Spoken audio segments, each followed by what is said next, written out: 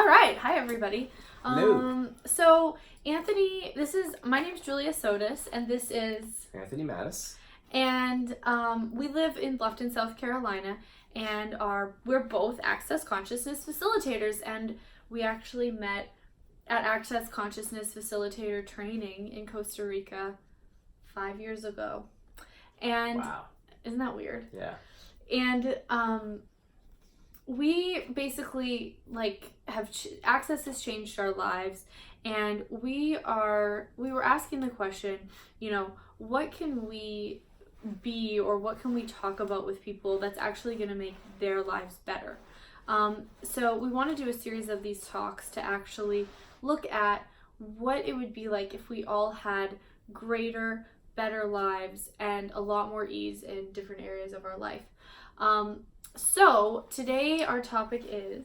We just want to keep it real, is what we're trying to say. Yeah. Keeping it real, y'all. Keeping it real. So I'm having a little OCD because I see gum on our carpet right here, and it's driving me crazy. Why is there gum on our carpet? I don't know. That's driving me nuts. There so it's sort of distracting me here. I think it's like sticky tack. It's like, how does gum, this is like the big boy and big girl room? How did somebody drool?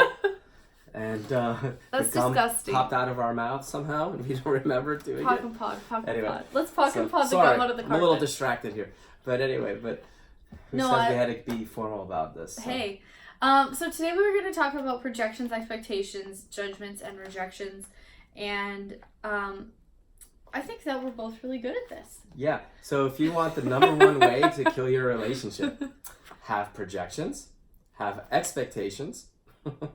Create as much separation as you possibly can think of. Have lots of judgment about what that person is or is not doing. And reject them. This is such a good topic. Number one killer. So. Number 5 top killers. Yeah. So what was this book for you when you read it? Oh my God. Jeez. It's like what part of my life did I not function from projections, expectations, separations, judgments, rejections of everyone, including myself. Mm-hmm. Not just you in relationships, but then you go back and, well, I have a longer history of relationships than you do. I am twice her age, by the way. Can you believe that? Yeah. Do we look like it? Yeah, but I don't think the gray. Anyway, but Hey, I noticed 2 gray hairs in my hair about a couple months ago. I've been sexually active longer than you've been alive. That's really weird. Yeah. That's really weird. Okay, so anyway, we won't go there. We digress. So we probably lost some of the audience already, but that's okay. But I'm sure some of the other audience is like, oh, this could get interesting. Now, those of you who are here for the long shot. Her parents probably stopped listening at this point. So, good idea. Good idea. Good idea, Harry and Hi, Ellie, Mom! not to listen to this conversation. And don't have your friends and family listen to it either. I like it. Anyway, so you know me, keeping it straight or unstraight. You're definitely not straight. So projections. I mean, what do you want to talk about? So well, I'm really good at that. Can I read part of my favorite chapter? Yeah, go for it.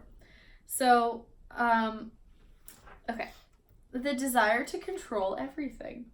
Oh, I don't do that. Ever. That's her problem, not mine. Class participant. It seems like my life is driven by the desire to control everything. It's the unwillingness to just surrender and let go.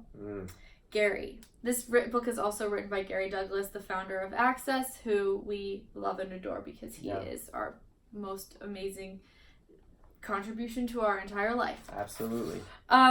So Gary says, control everything and get everything right. Everything you've done, every projection and expectation you have that makes you right and keeps you in control, would you consider destroying 5% of them, but no more? Everything that is times a godzillion, can we destroy it and create it all? Yeah. Right, wrong, good, bad, all 9 pod, poc, shorts, boys, and beyonds. By the way, so for those of you who don't know anything about Access Consciousness, there's a thing called the clearing statement, which is that weird, wild, wacky thing that you just heard. Mm-hmm. And if you want more information about what it actually is and what it's saying and what it means, You can go to www.theclearingstatement.com. If you're anything like me, when I first heard it, I was like, what the hell is this crap? And but you know, it's like Tell us how you really felt. When I came along to Access, you know, my life was not working out. It was awful.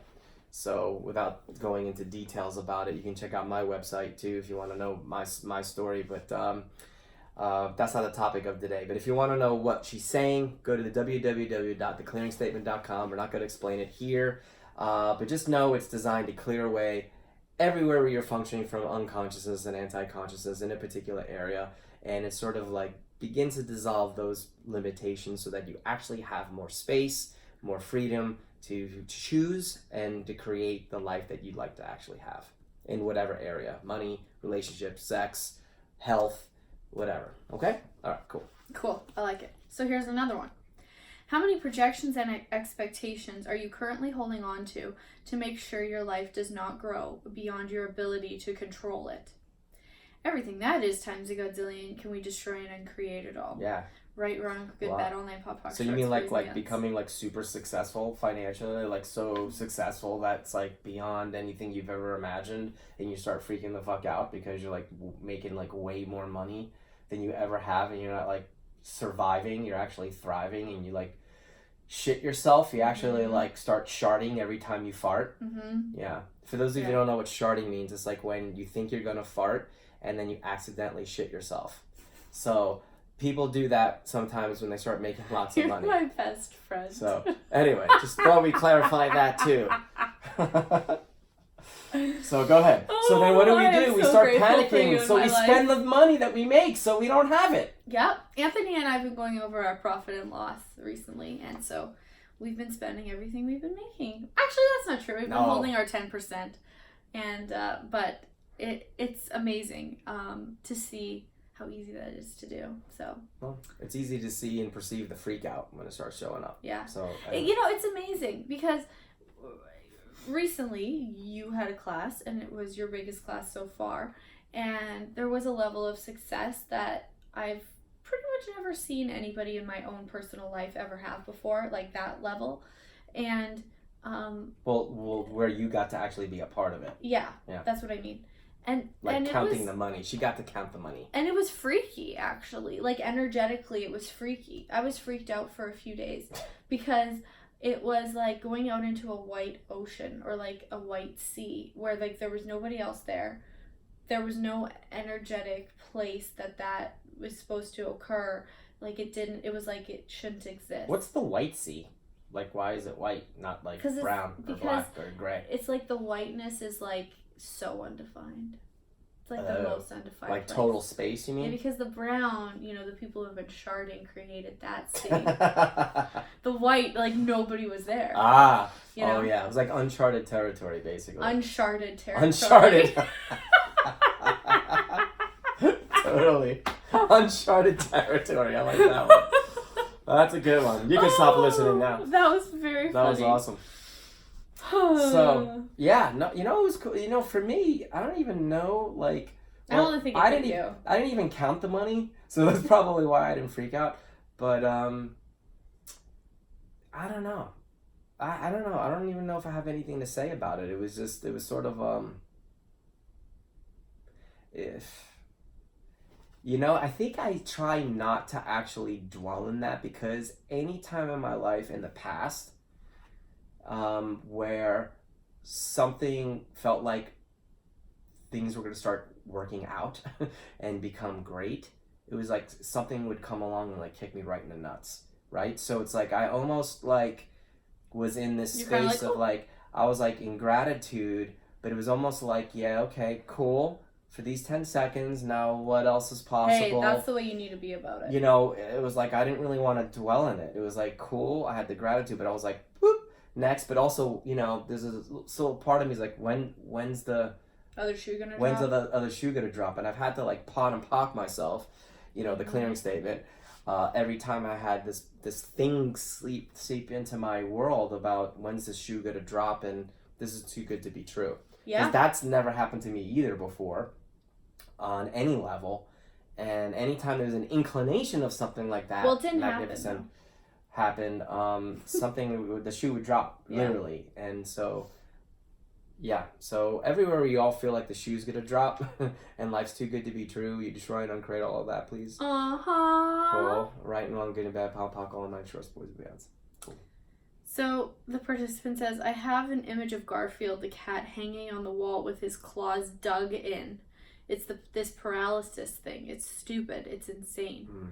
Gary, yeah, you do projections and expectations because you're trying to make sure that nothing has to change and everything will remain the same. So you have all the control and get to be totally right. Cool. Now, I wonder how that shows up in someone's body. You know, Gary uses the word, or the person was talking about paralysis. Yeah. It's like how many people have like joint issues? How many people have like mobility issues? They can't barely bend down to pick something up off the floor. And they can't understand why their bodies aren't working right, or there's no ease in their body with the way they move their bodies. Well, how much are you trying to control every single part of your life? Here it is, folks. If you're willing to be totally free, losing is not a reality. Participant, you talk about being willing to lose everything. How does what you're saying here relate to that? Gary, if you're willing to be totally free, losing is not a reality. Most of you are not willing to be free enough to have the choice to lose or the choice to win. You have to ask, what do I want? The freedom to choose or the rightness of my point of view? You've got to look at this on your own and ask, what's the most valuable to me? The rightness of my point of view or the freedom to choose? This is the place you have to look from and choose from. If you had the freedom to choose anything, what would you choose? Most of you would choose to be right over choosing to create. Wow. Isn't that awesome? Yeah. So huge. So how many of you out there are actually functioning from right or wrong, or good or bad? Am I making the right choice? Am I making the wrong choice? Am I making the good choice? Am I making the bad choice? And then sometimes, how many of you are actually not choosing anything at all because you're too afraid, you're paralyzed to actually even make a choice? Everything that is, times a godzillion, can we destroy and uncreate it all? Right, wrong, good and bad, pop, all night, shorts, boys, beyonds. And how many choices did you make in the past that you're still sort of cleaning up the mess from it 25 years later? Yeah. And everything that is, will you destroy and uncreate that? Right, wrong, good, bad, all night, podpoc, shorts, boys, and beyond. And what if the only reason why it's still with you 25 years later is because of your judgments about the choices you made for not working out in the way that you expected them to or projected them to? So everything that is, will you destroy and uncreate it? Yeah. Right, wrong, good and bad, podpoc, all night, shorts, boys, beyond. So what if a choice was only good for 10 seconds? And if it wasn't working out in the way that you had hoped or anticipated, so instead of judging yourself for the next 25 years, what if instead you just say, okay, well, that didn't work. What else can I choose? Totally. I've been looking a lot at feelings. Feelings are the way that we pretty much ruin everything. Yeah. And so I've been reading through the clearings from the feelings telecall that Gary did a couple years ago.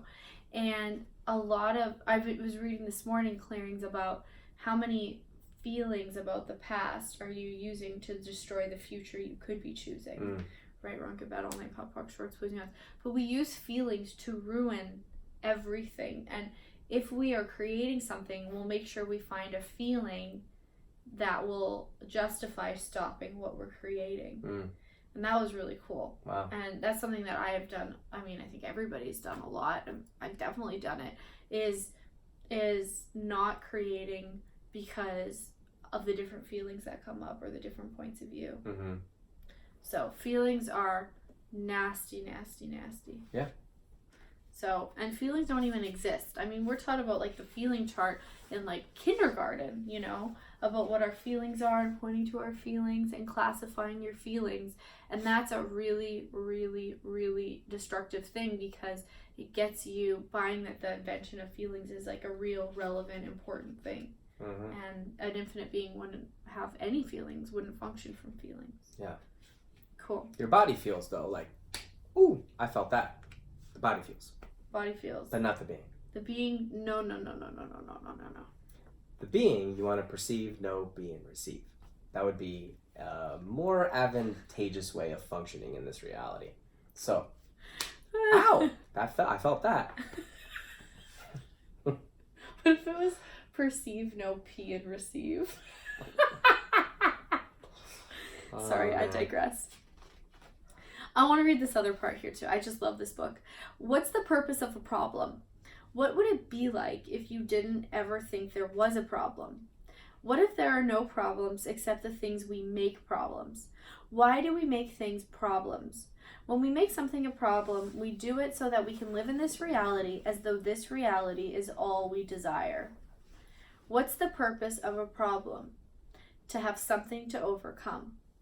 You have a problem, so you have a reason for living. And when we accomplish everything that we've come here to accomplish, we usually don't do that because we've decided once we do that, we're going to die.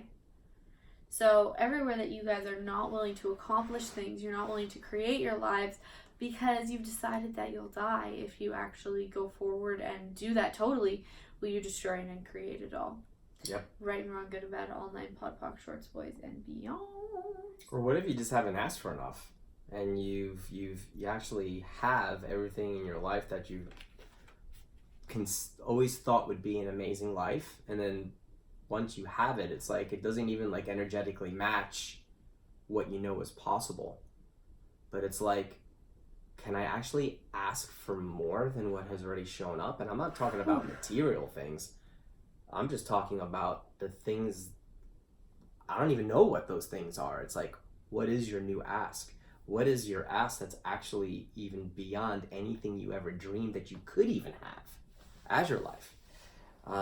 So that's a really interesting conversation that perhaps we can talk about another time.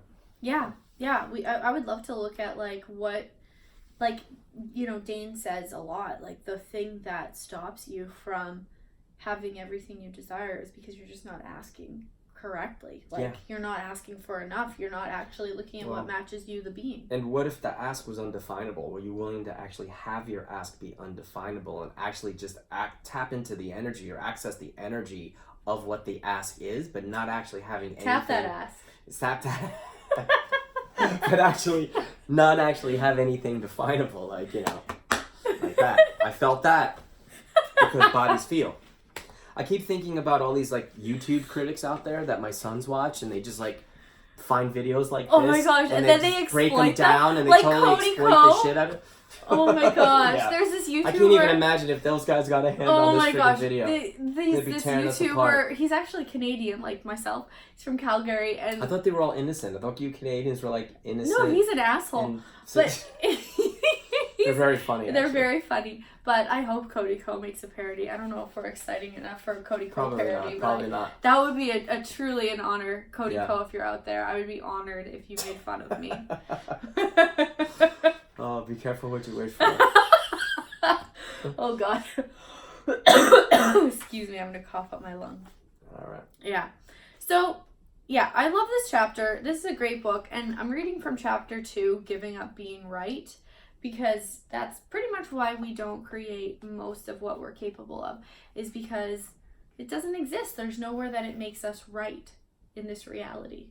And if something does not make you right in this reality, chances are you don't have any interest in it.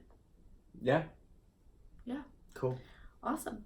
Well, thanks, guys. Yeah. Thanks so basically, just hanging out. Yeah. Oh, go ahead. And listen, so destroy and uncreate all your it's called PES Juniors. That's sort of like it's an acronym for projection, expectation, separation, judgment, and rejection. But look at everywhere in your life where like you've put projections on your business, you've put projections on your lover, you put projections on your children, you know, and destroy and uncreate all of that so that every day, you know, you're working with actually a clean slate, if you will, and it keeps you in that constant space of creationship with all those things, creationship with your business, creationship with your lover, creationship with your children, with your family, with your community, whatever.